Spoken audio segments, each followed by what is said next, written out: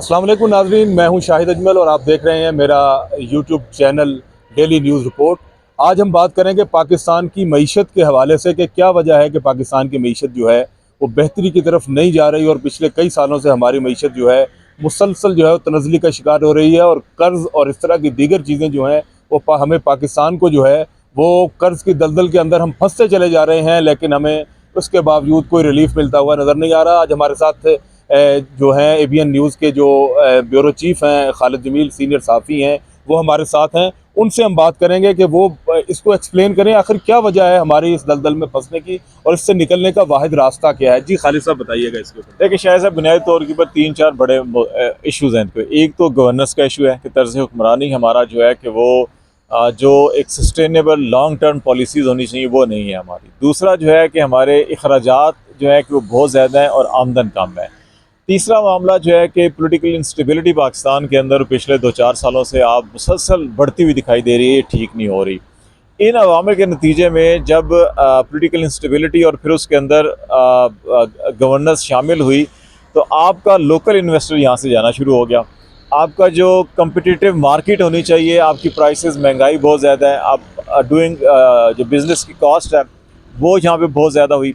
इस सारी वजूहत की बिना पे लोकल इन्वेस्टर आपका जो है कि यहाँ से उठ के बाहर जाना शुरू हो गया। अब जब लोकल इन्वेस्टर नहीं होगा तो बाहर के इन्वेस्टर कहाँ से होगा? तो जो कॉन्फिडेंस बिल्डिंग मेजर्स होते हैं उनमें तीन चार जो बेसिक पैरामीटर्स होते हैं वहाँ पे आपको कहीं बेहतरी नज़र नहीं आ रही होगी। तो जिसके नतीजे में अल्टीमेटली फिर ये हुआ कि यहाँ का इन्वेस्टर भी चला गया, बाहर का इन्वेस्टर वैसे नहीं आ रहा।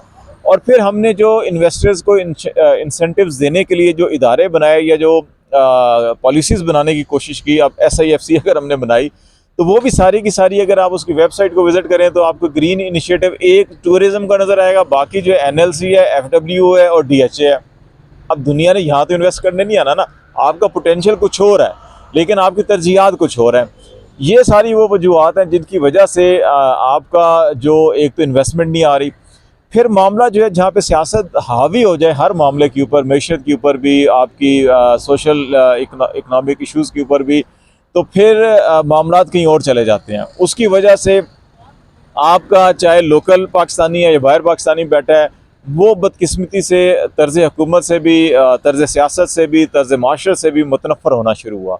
उसकी वजह से आपकी रेमिटेंसेस में कहीं आपको बज़ाहिर तो थोड़ी बेहतरी नज़र आती है लेकिन जितनी आपको ज़रूरत है वो नहीं है। एक्सपोर्ट आपकी उतनी बढ़ नहीं रही क्योंकि आप कम्पिटिटिव नहीं है इंटरनेशनल मार्केट के अंदर। आपकी जो कॉस्ट ऑफ डूइंग बिज़नेस है वो ज़्यादा है। अब आपकी कीमत ज़्यादा होगी तो आपको ख़रीदेगा कोई भी नहीं।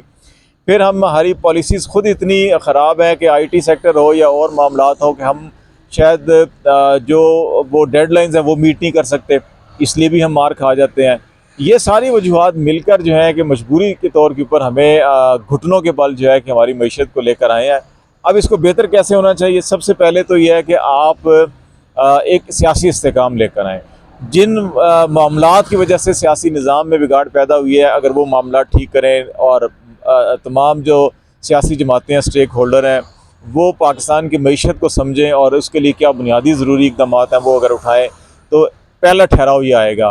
फिर होगा कि सबसे पहले आपको लोकल इन्वेस्टमेंट को प्रमोट करना होगा। देखिए हमारी जो गवर्नेंस के अंदर लोग हैं उनकी अपनी सारी इन्वेस्टमेंट पाकिस्तान से बाहर है। आप जितनी फैमिलीज उठा लें उनके छोटे छोटे यूनिट तो आपको नजर आएंगे, कहेंगे जी हमें टेक्सटाइल में, सीमेंट में, स्टील में देखो हमारी इतना इन्वेस्टमेंट है। लेकिन अगर आप उनका फॉरेन एलिमेंट देखेंगे या वॉल्यूम देखेंगे तो यहाँ से वो कई 100 गुना ज़्यादा उनकी बाहर इन्वेस्टमेंट है। तो आपको कॉन्फिडेंस देने के लिए दुनिया को, आपको अपनी इन्वेस्टमेंट जो बाहर है उसको इधर लेकर आएँ। फिर आपका जो इंटरनेशनल इन्वेस्टर है जब वो देखेगा यहाँ पे रूल ऑफ लॉ है, यहाँ पे एक देर पर पॉलिसीज़ हैं। ये नहीं होगा कि आज फलां साहब है मिनिस्टर या प्राइम मिनिस्टर तो ठीक है, वो चेंज हो गए तो आपकी पूरी की पूरी पॉलिसी चेंज होना शुरू हो जाएंगी। तो ये बेसिक कुछ चीज़ें अगर इनको ठीक आप करेंगे और फिर आप अपनी एनर्जी प्राइसेस और सारी चीज़ें जब आपकी बेसिक बाकी ठीक होंगी तो प्राइसेस खुद ब खुद सेट होना शुरू हो जाएंगी।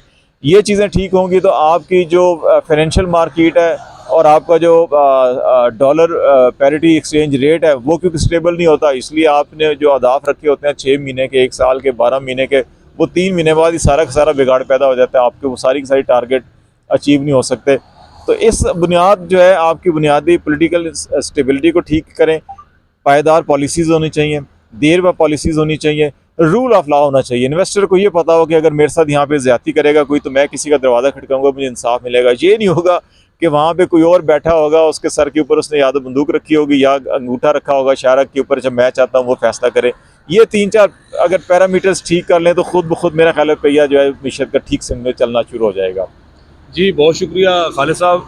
नाज़रीन, जिस तरह खालिद जमील साहब कह रहे थे कि पाकिस्तान की मईशत को संभालने के लिए सबसे पहले जो है सियासी इस्तेहकाम ज़रूरी है, और सियासी इस्तेहकाम को लाने के लिए जो है हमें उन गलतियों को दुरुस्त करना होगा जिसकी वजह से मुल्क के अंदर ये पूरी सूरत हाल पैदा हुई है। अब हमें इजाज़त दीजिए, जल्द हम इंशाल्लाह हाज़िर होंगे एक नई वीडियो के साथ।